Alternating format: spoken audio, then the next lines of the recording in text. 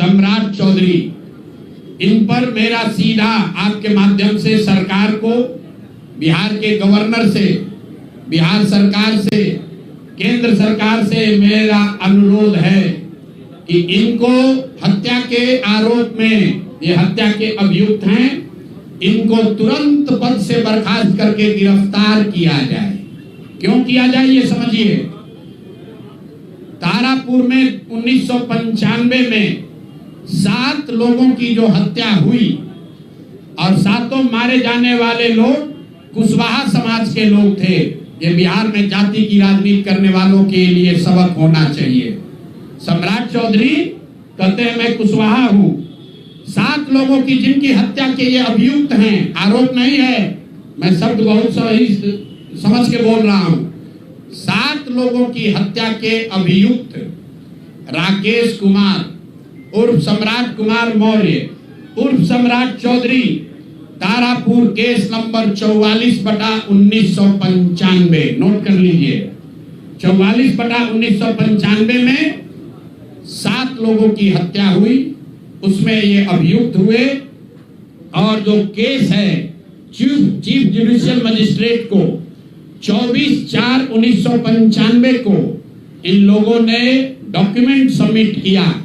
बिहार विद्यालय परीक्षा समिति का एक एडमिट कार्ड सबमिट किया जिसमें बताया गया कि KNVMH सम्राट, ये स्कूल का नाम है, कुमार सर एक स्कूल का नाम है जहां से ये एडमिट कार्ड इशू हुआ है। सम्राट चंद्र मौर्य, पिता का नाम Shakuni Choudhary, date of birth 1/5/81, result fail, number आया 268, कैटेगरी प्राइवेट। ये सुप्रीम कोर्ट का डॉक्यूमेंट है जो सम्राट चौधरी ने जमा किया है, जिसमें ये बताया है इनका डेट ऑफ बर्थ 81 है, उसके हिसाब से 95 में चीफ जुडिशियल मजिस्ट्रेट ने नाबालिग होने के नाम पर इनको वहां से राहत दी। इनको जेल से निकाला गया क्योंकि ये 15 साल के थे और कानूनन 18 साल से कम उम्र के बच्चे को अभियुक्त के तौर पर जेल पर नहीं रखा जा सकता था। अब ये बात तो पब्लिक की जानकारी में है। अब मैं क्यों कह रहा हूं कि इनको आज अरेस्ट करना चाहिए, क्योंकि 2020 का जो सम्राट चौधरी ने अपना इलेक्शन एफिडेविट दिया है, इसमें अपना उम्र इन्होंने बताया है 51 साल। ये सम्राट चौधरी का इलेक्शन एफिडेविट है। इन्होंने अपना उम्र बताया 2020 में 51 साल। इसका मतलब है कि 2020 - 26, तो 1995 में इनका उम्र था 25 साल, 26 साल। तो 26 साल के उम्र के आदमी को कोर्ट ने गलती से गलत सर्टिफिकेट के आधार पर नाबालिग होने के नाम पर अभियुक्त होने के बावजूद, ध्यान दीजिए, अभियुक्त होने के बावजूद इनको जेल से बरी कर दिया गया था कि ये 15 साल के हैं, जबकि इनका अपना डॉक्यूमेंट बता रहा है कि उस समय 26 साल के थे। तो 26 साल के उम्र के आदमी पर अगर 6 लोगों की हत्या का आरोप है, तो जब तक कोर्ट से वो फ्री नहीं होते हैं तब तक उनको जेल में होना चाहिए। और ये आदमी यहाँ का उप मुख्यमंत्री बनकर बैठा हुआ है।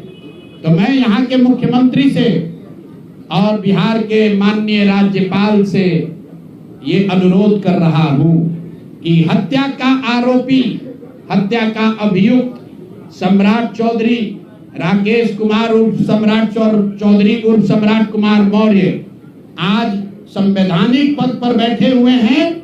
ये देश के संविधान का, देश के विधि विधान का इससे बड़ा अपमान नहीं हो सकता है कि जिस व्यक्ति को जेल में होना चाहिए वो आदमी यहाँ का उप मुख्यमंत्री बना हुआ है।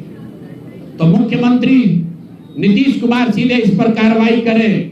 नहीं करेंगे तो कल परसों में हम लोग राज्यपाल के पास डेलीगेशन लेकर जाएंगे, सिर्फ बर्खास्तगी के लिए नहीं, सम्राट चौधरी के गिरफ्तारी के लिए। पूरा समझिए, मैं कैमरे पर कह रहा हूं सम्राट चौधरी हत्या के अभियुक्त है, जेल से फर्जी डॉक्यूमेंट निकाल कर बाहर निकले हैं, या तो इनको बर्खास्त करके गिरफ्तार कीजिए और नहीं तो देश में जितने लोग हत्या किए हैं उनको भी जेल से छोड़ दीजिए। ये हालात है, ये डॉक्यूमेंट है आपके सामने। ये सम्राट चौधरी का इलेक्शन एफिडेविट है जिसमें 2020 में उन्होंने अपने आप को 51 साल का बताया है। उसके मुताबिक 1995 में वो 26 साल के थे और कोर्ट में इस आधार पर इनको बरी किया गया है कि ये 15 साल के बालक हैं। तो ये बता दें कि ये हत्या के आरोपी हैं। इन्होंने जो सर्टिफिकेट दिया है वो ठीक है कि नहीं है। बाकी ये भाई साहब जो घोटाला किए हैं अपने डिग्री उग्री में, तो बहुत छोटी बात है। आज की प्रेस कॉन्फ्रेंस सीधी हम लोग मांग कर रहे हैं, सम्राट चौधरी को हत्या के अभियुक्त हैं, 6 हत्या के अभियुक्त हैं, उनको गिरफ्तार कीजिए और नहीं तो बिहार में जितने लोग पर अभियुक्त जिनको बनाया गया उनको सबको छोड़िए। इस देश में अलग अलग कानून नहीं हो सकता है। और ये गृह मंत्री के साथ घूम रहे हैं। मोदी जी को हम लोग कल पत्र लिखेंगे कि आपके पार्टी का नेता, जितने लोग भाजपा के समर्थक हैं, भाजपा के जितने लोग नेता हैं, कार्यकर्ता हैं, वोटर हैं, आपके जरिए से सबको बता रहा हूं, मेरे भाई एक बार अपने दिल पर हाथ रखकर सोचो, जिस व्यक्ति पर 6 लोगों की हत्या का आरोप है, जो व्यक्ति 6 लोगों की हत्या का अभियुक्त है, उसको तुम अपना नेता बनाकर बिहार का मुख्यमंत्री बनाए हो और तुम अपराध की बात करते हो, तुम जंगल राज की बात करते हो। तो सम्राट चौधरी को अभी के अभी पद से इस्तीफा देकर पुलिस को अरेस्ट करना चाहिए और अगर पुलिस अरेस्ट नहीं करती है तो हम लोग कोर्ट में मूव करेंगे, कोर्ट के संज्ञान में बात को लाएंगे कि साहब ये बताइए कि कैसे आपने इनको बेल दिया है, कैसे इनको आप समाज में बाहर रहने की अनुमति दे रहे हैं। और सम्राट चौधरी की अंतिम बात इनके अपराध की गाथा की, सिर्फ हत्या के अभियुक्त नहीं है। बिहार में पुरानी पत्रकारिता करने वाले लोग, आपने शिल्पी गौतम के रेप और हत्याकांड की कहानी सुनी होगी। आपने You call yourself mid like mediocre, not failing, not flying, not first, not last. You judge your beginning against someone else's ending, but mid isn't mediocre.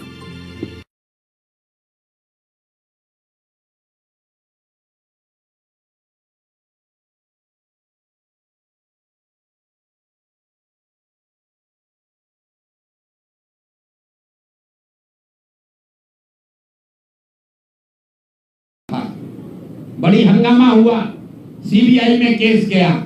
मैं आपके माध्यम से आज पूछ रहा हूं कि क्या अभी के उप मुख्यमंत्री सम्राट चौधरी उर्फ राकेश कुमार उर्फ सम्राट कुमार मौर्य उस केस में संदिग्ध अभियुक्त के तौर पर नामजद थे या नहीं थे, ये प्रेस में वो बता दें, उसके बाद हम उसका डॉक्यूमेंट आपको जारी करेंगे। इनका सीबीआई ने इनको अभियुक्त के तौर पर इनकी जांच की थी कि नहीं, उस मुकदमा में इनको नामजद संदिग्ध बनाया गया था कि नहीं, ये सीधा आपको बता रहे हैं।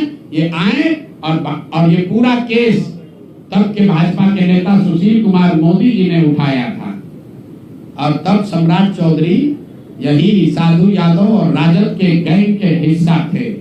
और अब वो बता दें, हम इतना ही बोल रहे हैं, अभी से भी गांधी जी ने कहा है गलती हो गई तो आकर माफी मांग लो, आकर बताइए कि उस केस में आप अभियुक्त के तौर पर आपको सीबीआई ने आपकी जांच की थी कि नहीं की थी, आपके सैंपल टेस्ट लिए गए थे कि नहीं लिए गए थे, आपके उस घटना में क्या संलिप्तता है नहीं है, ये बताइए। उस केस में आपको बता देते हैं, लालू जी का प्रभाव था, साधु यादव को बचाने के लिए केस को बंद कर दिया गया, लेकिन वो केस खत्म नहीं हुआ। पटना के एक एक आदमी को याद है वो घटना। तो अब राकेश कुमार बताएं, आज के सम्राट चौधरी बताएं कि उस केस में इनकी भूमिका क्या थी, उसमें ये नामजद थे कि नहीं थे, और थे तो इन्होंने इसको डिस्क्लोज क्यों नहीं किया। अब आज का घोषणा खत्म। मैंने अपनी बात बताई कि हमारे पास पैसा कहां से आया, कितना किसने दिया, कितना टैक्स भरा और जो पैसा बचा उसका मैंने क्या किया। दूसरी बात मैंने अशोक चौधरी को बताया। अशोक चौधरी से पहले पाक साहब बनने वाले वैभव विकास न्यास पर सीधे सवाल है कि जनता देख रही है, ईमानदार अगर आप हैं तो सामने आइए और जवाब दीजिए कि 100 करोड़ रुपए की संपत्ति आपने पिछले 1-1.5 साल में पटना में कैसे खरीदी है, और अशोक चौधरी ने आपको पैसा दिया है या नहीं दिया है, किसी दूसरे ने दिया है कि नहीं। तीसरी बात मैंने कही कि अशोक चौधरी पर 200 करोड़ का हमने बताया है, 200 करोड़ का बेनामी संपत्ति खरीदने का आरोप लगाया है। आज अशोक चौधरी ने शायद ये कहा है कि अब वो कानूनी दाव पेच छोड़कर राजनीतिक लड़ाई लड़ेंगे। इससे बात नहीं बनेगी। कानून का मदद लेकर जनता के आंख में धूल झोंकने का जो कोशिश किए हो अशोक चौधरी, या तो मानहानि का नोटिस आधिकारिक तौर पर वापस लीजिए, नहीं तो 7 दिन के अंदर आप पर 500 करोड़ की जो और बेनामी संपत्ति का कागज मेरे पास है उसको भी बिहार की जनता के सामने जारी करेंगे। और चौथी बात जो मैंने बताई, अभी के उप मुख्यमंत्री सम्राट चौधरी, जिन पर 6 लोगों की हत्या के जो अभियुक्त हैं और कोर्ट ने जिनको राहत नहीं दी, बरी नहीं किया, सिर्फ नाबालिग होने के गलत सर्टिफिकेट की वजह से कोर्ट ने इनको छोड़ा है। अशोक चौधरी ने खुद मान लिया है अपने इलेक्शन एफिडेविट में कि 1995 में उनकी उम्र 26 साल थी। तो अब अशोक चौधरी को तुरंत पद से बर्खास्त करके उनको गिरफ्तार किया जाना चाहिए। सम्राट चौधरी, सॉरी, ये दोनों चौधरी में कंफ्यूज कर गए। सम्राट चौधरी उप मुख्यमंत्री को जो हत्या के अभियुक्त हैं, इनको पद से सिर्फ इस्तीफा नहीं देना है, इनको पुलिस अगर गिरफ्तार नहीं करती है तो जन सुराज कोर्ट में मूव करेगा। कल हम लोग गवर्नर से टाइम लेंगे। और अंतिम बात जो मैंने कहा कि अगर इससे भी बात नहीं बनती है, इनका आपराधिक चरित्र खुलकर नहीं आपको दिखता है, तो शिल्पी गौतम हत्याकांड में अपनी भूमिका पर आकर प्रेस में बता दें कि ये उसमें एक संदिग्ध अभियुक्त के तौर पर सीबीआई ने इनकी जांच करी थी कि नहीं करी थी। अगर ये कहते हैं नहीं की थी तो हम आपको डॉक्यूमेंट जारी करेंगे, सीबीआई के डॉक्यूमेंट, कि इनकी स्थिति उसमें क्या थी। अब मेरा बात खत्म हुआ, अब आपको जो सवाल करना है वो कर लीजिए। आरजेडी कांग्रेस की चुप्पी क्या कहती है सर इस केस में? आरजेडी कांग्रेस की चुप्पी ये कहती है कि चोर चोर मौसेरे भाई, ये हमाम में सब नंगे हैं। दिलीप जायसवाल ने मेडिकल कॉलेज का कब्जा आरजेडी के तब के सीमांचल के बड़े बाहुबली नेता की मदद से किया और अपने लूट के उस खजाने से आरजेडी के खजाने में भी दान पत्र में भरा। तभी तो राबड़ी देवी खड़े होकर कहती है कि दिलीप जायसवाल जी तो हमारे मुंह बोले भाई हैं। तो जितने लोग राजद को, लालटेन को वोट देते हैं, देख लो भाई, एक और कहते हैं कि हम भाजपा से लड़ रहे हैं और एक और भाजपा के नेताओं के साथ मिलकर सिखों का कॉलेज कब्जा किया है, उससे पैसा तहसील रहा है, उसके कॉलेज से अपने बच्चों का गलत मेडिकल का डिग्री दिलवा रहा है। कांग्रेस का कोई महत्व नहीं है। कांग्रेस पर इतना भ्रष्टाचार का आरोप है कि भ्रष्टाचार का नाम सुन के डर के भागता है, सोचता है कि भ्रष्टाचार